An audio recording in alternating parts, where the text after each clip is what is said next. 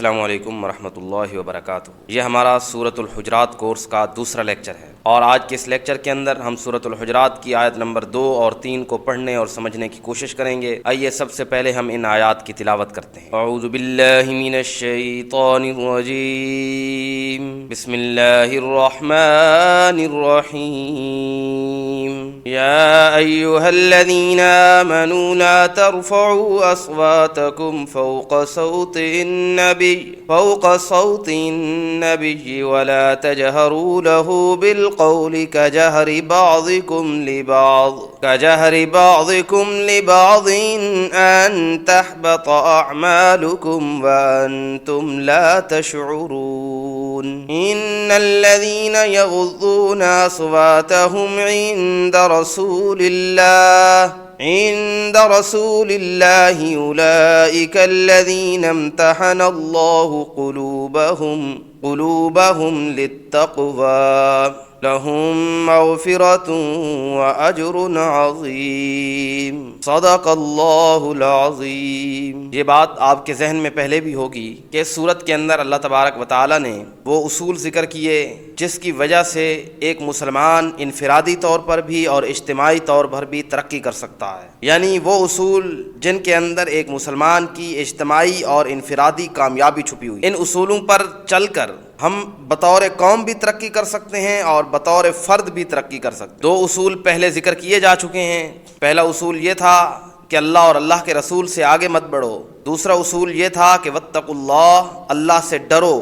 خوف خدا پیدا کرو اپنے دلوں میں۔ اب تیسرا اصول ذکر کیا جا رہا ہے، وہ ہے ادب رسول صلی اللہ علیہ وسلم۔ آئیے پہلے اس آیت کا ترجمہ میں آپ کو بتاتا ہوں۔ فرمایا یا ایھا الذین آمنوا، اے ایمان والو، لا ترفعوا، نہ بلند کرو، اصواتکم، اپنی آوازوں کو، فوق صوت النبی، نبی پاک صلی اللہ علیہ وسلم کی آواز سے، ولا تجہروا لہ، ان کے لیے نہ بلند کرو، بالقول،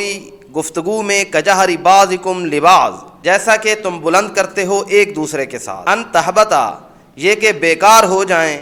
یہ کہ خراب اور غارت ہو جائیں، اعمالکم، تمہارے اعمال، وانتم، اور تمہیں، لا تشعرون، خبر تک نہ ہو۔ اس آیت کے اندر جو ادب رسول کا اصول ذکر کیا گیا وہ یہ ہے کہ جب تم نبی اکرم صلی اللہ علیہ وسلم کی مجلس میں بیٹھے ہو تو یہ خیال رکھو کہ نبی اکرم صلی اللہ علیہ وسلم کی آواز سے تمہاری آواز بلند نہیں ہونی چاہیے۔ اگر تم ایسا نہیں کرو گے، تم ادب رسول کا خیال نہیں کرو گے، تو ہو سکتا ہے کہ تمہارے دل میں منافقت پیدا ہو جائے، کیونکہ جہاں ادب نہیں ہے تو وہاں پیروی نہیں ہے، اور جہاں پیروی نہیں ہے وہاں ایمان نہیں ہے، اور جہاں ایمان نہیں ہوگا تو منافقت آئے گی، کفر آئے گا۔ ہو سکتا ہے کہ تمہارے دل میں کوئی خرابی پیدا ہو جائے، اور تمہارے دل میں خرابی پیدا ہونے کی وجہ سے تمہارے سارے اعمال خراب ہو جائیں۔ اور عام اصول بھی یہی ہے، صحابہ کرام کی تربیت کی جا رہی تھی کہ جیسے تم جانتے ہو کہ اپنے سے بڑے کا ایک ادب ہوتا ہے۔ یہاں تو ہمارے معاشرے میں ادب ختم ہوتا جا رہا ہے، کسی کو بھی پکڑ کے گالی دے دو، کسی کے بارے میں بھی کچھ بھی بول دو، کوئی پوچھ گچھ نہیں ہے۔ لیکن ایک باادب معاشرے کے اندر، کیونکہ ہم نے یہ یورپ سے سیکھ رہے ہیں، ہم ابھی وہ کہتے ہیں نا کہ ترقی کر رہے ہیں، نام نہاد ترقی کر رہے ہیں، یورپ بدتمیز ہے تو ہم بھی بدتمیز ہونا چاہ رہے ہیں۔ ایک اچھے معاشرے کے اندر یہی ادب ہوتا ہے کہ بڑوں کا ادب کیا جاتا ہے۔ تو اے صحابہ کرام، تم بھی اپنی تربیت کرو، نبی اکرم صلی اللہ علیہ وسلم کا ادب کیا کرو۔ اور اس پر ہمارے لیے یہ ہے کہ مفسرین کرام نے یہ بات لکھی ہے، جیسے نبی اکرم صلی اللہ علیہ وسلم کی موجودگی میں ادب رسول ضروری تھا کہ تم نبی علیہ السلام کی آواز سے بلند آواز نہیں کر سکتے ہو، چاہے نبی علیہ السلام سے بات کرو یا آپس میں بات کرو۔ تو آج بھی ہمارے لیے یہی ہے کہ نبی اکرم صلی اللہ علیہ وسلم کی وفات کے بعد بھی جب نبی اکرم صلی اللہ علیہ وسلم کی احادیث پڑھی جائیں، نبی علیہ السلام کا فرمان پڑھا جائے، تو تمہیں چاہیے کہ تمہاری آوازیں پست ہو جانی چاہیے، تمہاری زبانیں بند ہو جانی چاہیے، تم کان لگا کر نبی اکرم صلی اللہ علیہ وسلم کے فرمان کو سنو۔ اور اسی طرح علماء کرام اور مفسرین کرام نے لکھا ہے کہ جو شخص نبی اکرم صلی اللہ علیہ وسلم کی قبر مبارک پر حاضر ہوتا ہے، تو جیسے نبی علیہ السلام کی زندگی میں نبی علیہ السلام کا یہ ادب تھا کہ تمہاری آوازیں پست ہونی چاہیے، تمہاری آوازیں بلند نہیں ہونی چاہیے، اسی طرح نبی اکرم صلی اللہ علیہ وسلم کے اس دنیا سے چلے جانے کے بعد بھی جب آپ نے روضہ رسول پر جانا ہے تو نبی علیہ السلام کا ادب یہ ہے کہ تمہاری آوازیں پست ہو جانی چاہیے۔ نبی علیہ السلام کا یہ ادب نہیں ہے کہ تم وہاں دوڑو، تم وہاں شرطوں کے آگے سے بھاگو کہ تم جالیوں کو ہاتھ لگا سکو۔ یہ نبی علیہ السلام کا ادب نہیں ہے۔ نبی اکرم صلی اللہ علیہ وسلم کا ادب یہ ہے کہ تمہاری آنکھیں وہاں جھک جانی چاہیے اور تمہاری زبانیں وہاں خاموش ہو جانی چاہیے اور تمہاری آنکھوں سے اور تمہارے چہرے سے ادب جھلکنا چاہیے۔ یہ نبی اکرم صلی اللہ علیہ وسلم کا حق ہے۔ اور امام جلال الدین سیوطی رحمہ اللہ تعالیٰ نے اور باقی مفسرین کرام نے بھی اس آیت کے تحت لکھا ہے کہ ہر وہ شخص جس نے دین کا کام کیا، ہر وہ انسان جس کی وجہ سے دین کو کچھ فائدہ پہنچا، اس کا ادب کرو، اور تمہارے بزرگ جو دین کی وجہ سے تمہارے بڑے ہیں ان کا ادب کرو، چاہے تمہیں ہزار اختلاف کیوں نہ ہو ان کے ساتھ۔ اور آج ہمارا ٹرینڈ ہے کہ کسی صحابی کو پکڑ کے ان کے خلاف زبان درازی کرو، کسی امام کو پکڑ کے ان کے خلاف زبان درازی کرو، ان کی کسی ایک غلطی کو لے کر۔ اور ہمارے ہاں یہی کیا جاتا ہے کہ کسی کی ایک غلطی ہائی لائٹ کر کے کہا جاتا ہے دیکھو اس نے تو یہ کیا ہے۔ تو بھائی ہم نے کب کہا ہے کہ وہ اللہ کا نبی ہے؟ کسی صحابی کی غلطی آپ نے پکڑ لی، کسی تابعی کی غلطی آپ نے پکڑ لی، کسی امام کی، کسی امام حدیث کی، کسی محدث و مفسر کی غلطی آپ نے پکڑ لی، تو ہم نے کب کہا ہے کہ وہ اللہ کا فرشتہ ہے یا اللہ کا نبی ہے کہ وہ معصوم ہوگا؟ وہ انسان ہے، اس سے غلطیاں ہوئی ہوں گی۔ تو یہ نہیں ہوتا کہ اس کی کسی ایک غلطی کی وجہ سے آپ اس کی پوری زندگی پر پانی پھیر دیں اور اس کے سارے دینی کام کو ماننے سے انکار کر دیں۔ اگر کوئی ایسا کرتا ہے تو اللہ تبارک و تعالیٰ اس کے اندر سے دین کو باہر نکال لیتے، کیونکہ جب دین والے کا ادب نہیں ہے تو پھر دین کا ادب بھی نہیں رہتا، اور جہاں ادب نہیں ہوتا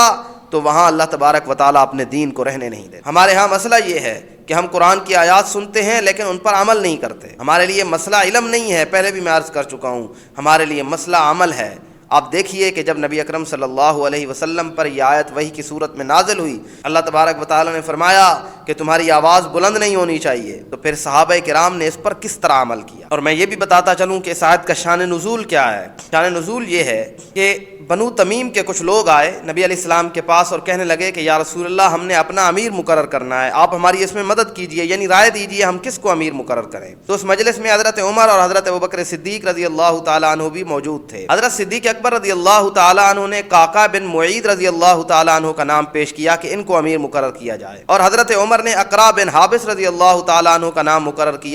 پیش کیا کہ ان کو جو ہے وہ امیر مقرر کیا جائے۔ تو جب ان کی آپس میں تکرار ہوئی، حضرت عمر نے کہا میں جو بھی رائے دیتا ہوں تم اس کی مخالفت کرتے ہو، حضرت صدیق نے کہا کہ میں نے جو رائے دی ہے تم نے بھی اس کی مخالفت کی ہے۔ اس طرح ان کی آپس میں بحث ہونے لگی، تو انسان ہونے کی وجہ سے ان کی آوازیں بلند ہو گئیں جیسے بحث میں ہوتا ہے، تو اس پر یہ آیت نازل ہوئی۔ لیکن جیسے ہی یہ آیت نازل ہوئی، حضرت عمر جیسا جرت مند آدمی، حضرت عمر رضی اللہ تعالیٰ عنہ جیسا بہادر آدمی، اللہ کی اس آیت کی وجہ سے دل میں اتنا خوف خدا پیدا ہوا کہ حدیث کے اندر آتا ہے کہ حضرت عمر رضی اللہ تعالیٰ عنہ کی نبی علیہ السلام کی مجلس میں آواز اتنی پست ہوتی تھی، حضرت عمر کوئی بات کرتے تھے نبی اکرم صلی اللہ علیہ وسلم کو کئی بار پوچھنا پڑتا تھا۔ حضرت عمر یہ ڈرتے تھے کہ کہیں میری آواز نبی کی آواز سے بلند نہ ہو جائے اور میرا رب مجھ سے ناراض نہ ہو جائے۔ اور اسی طرح روایات کے اندر آتا ہے کہ حضرت ثابت بن قیس رضی اللہ تعالیٰ عنہ انصاری صحابی تھے، ان کی آواز قدرتی طور پر بلند تھی، بعض لوگوں کی ہوتی ہے قدرتی طور پر بڑی اونچی آواز ہوتی ہے، تو ان کی آواز بڑی اونچی تھی، تو یہ اپنے گھر میں بیٹھ گئے، انہوں نے مجلس میں آنا ہی چھوڑ دیا۔ تو نبی اکرم صلی اللہ علیہ وسلم نے حضرت معاذ رضی اللہ تعالیٰ عنہ سے پوچھا کہ معاذ وہ ثابت نظر نہیں آتے، وہ بیمار تو نہیں ہیں؟ تو حضرت معاذ نے بتایا کہ یا رسول اللہ ان کی آواز بلند ہے، وہ اس آیت کو سن کے ڈر گئے ہیں، وہ ڈرتے ہیں کہ کہیں ان کی آواز کہیں بلند نہ ہو جائے اور ایسا نہ ہو کہ میرے سارے کے سارے اعمال غارت ہو جائیں، میرے سارے کے سارے اعمال تباہ و برباد ہو جائیں۔ تو نبی علیہ السلام نے فرمایا کہ ثابت نے اس آیت کا صحیح مطلب نہیں سمجھا، یعنی اس آیت کا مطلب یہ ہے کہ جو جان بوجھ کر ایسا کرے، جو نبی اکرم صلی اللہ علیہ وسلم کی توہین کی نیت سے ایسا کرے، اس کے اعمال اللہ تبارک و تعالیٰ غارت کر دیں گے، اس کے اعمال اللہ تبارک و تعالیٰ ختم کر دیں گے۔ یہ مطلب نہیں ہے کہ جس کی قدرتی آواز بھی بلند ہے تو اس کے لیے بھی یہی حکم ہے۔ نبی علیہ السلام نے فرمایا وہ تو جنتی ہے، اللہ اس کے اعمال ضائع نہیں کرے گا، جاؤ اس کو بلا کے لے آؤ۔ جب وہ آئے تو نبی علیہ السلام نے بڑے پیار سے ان کو کہا کہ قیس کے بیٹے تمہیں یہ پسند نہیں ہے کہ پسندیدہ زندگی گزارو اور شہادت کی موت پاؤ،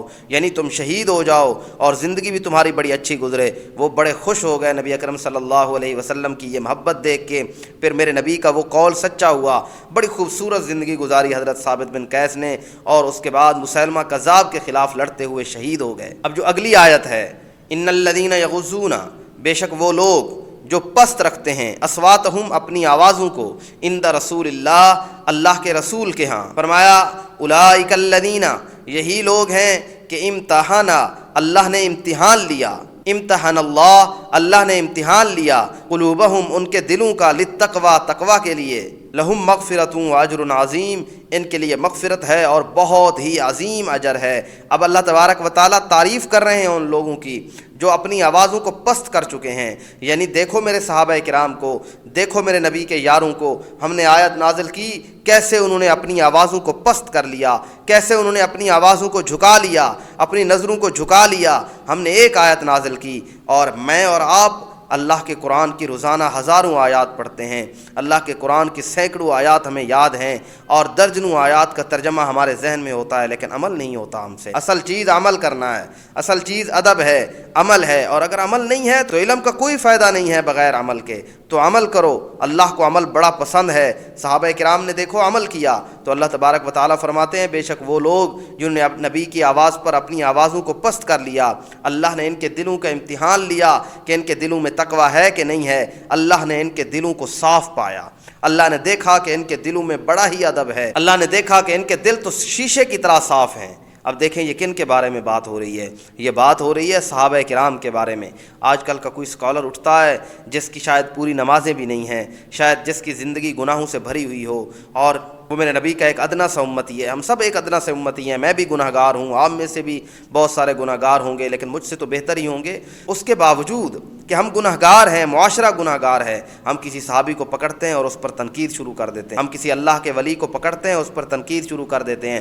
اختلاف آپ کو ہو سکتا ہے، مجھ سے ہو سکتا ہے، میرے بڑوں سے ہو سکتا ہے، میرے باپ سے ہو سکتا ہے، مجھے بھی اختلاف ہو سکتا ہے، مجھے اختلاف ہو سکتا ہے، آپ کے پیر سے ہو سکتا ہے، آپ کے استاد سے ہو سکتا ہے، آپ کے امام سے ہو سکتا ہے، کسی سے بھی ہو سکتا ہے۔ آپ کسی فرقے سے ہیں، کسی قبیلے سے ہیں، آپ کسی فقہ کو مانتے ہیں، کسی کو بھی آپ مانتے ہیں، مجھے آپ سے ہزاروں اختلاف ہو سکتے ہیں، آپ کو مجھ سے ہزاروں اختلاف ہو سکتے ہیں۔ میں آپ کا رد بھی کر سکتا ہوں، آپ کے خلاف دلائل بھی دے سکتا ہوں، اور آپ کی کتابوں کے بارے میں یہ بھی کہہ سکتا ہوں کہ میری کتاب زیادہ حق ہے، ہمارے پاس زیادہ مضبوط دلائل ہیں، لیکن بے ادبی کرنے کا مجھے نہ حق ہے نہ آپ کو حق ہے۔ اور جو صحابہ کرام کی بے ادبی کرتے ہیں، اللہ کی مخالفت کرتے ہیں، اور ہم نے یہ دیکھا ہے اور سنا ہے کہ جس نے اللہ کے نبی کے صحابی کی مخالفت کی یا اس پر تنقید کی، اللہ تبارک و تعالیٰ اس کا ایمان سلامت نہیں رہنے دیتے۔ تو جس کے نام کے ساتھ صحابی آ جائے، جس کے بارے میں پتہ چل جائے کہ یہ اللہ کے نبی کا یار تھا،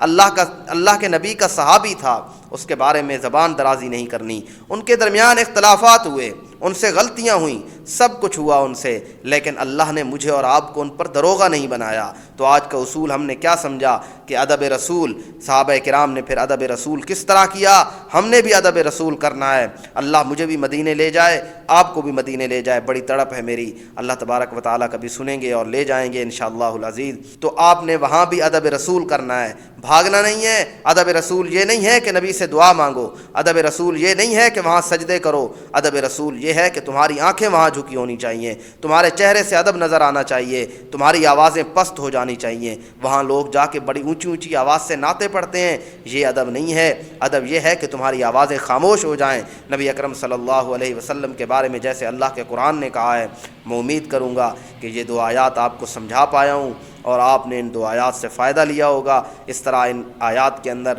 اللہ کے نبی کے بارے میں بھی اصول آئیں گے اور ہمیں بھی زندگی کے بارے میں یہ اصول سمجھائے جائیں گے۔ آج کا ہم نے اصول سمجھا کہ ادب بڑی چیز ہے، جس کے اندر ادب نہیں ہے اس کا نصیب بھی اچھا نہیں ہو سکتا۔ اللہ تبارک و تعالیٰ مجھے اور آپ کو ایک باادب مسلمان بننے کی توفیق عطا فرمائے۔ السلام علیکم ورحمۃ اللہ وبرکاتہ۔